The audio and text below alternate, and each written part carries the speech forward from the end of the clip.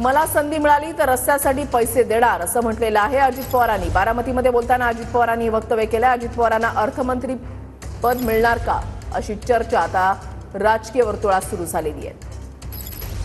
वर किती रस्ता येईल त्यात असा टॉप रस्ता 2 ते 2.5 फूट रस्ता तो टॉपचा तसा होईल ना, काही काळ जाईल त्याला, कदाचित 5 वर्ष जाईल। मला जर संधी मिळाली आणि लवकर आपलं हे सगळं झालं तर मी तसे पैसे देईल म्हणजे सरकारकडनं, तो काही अडचण माझ्याकडनं येणार नाही।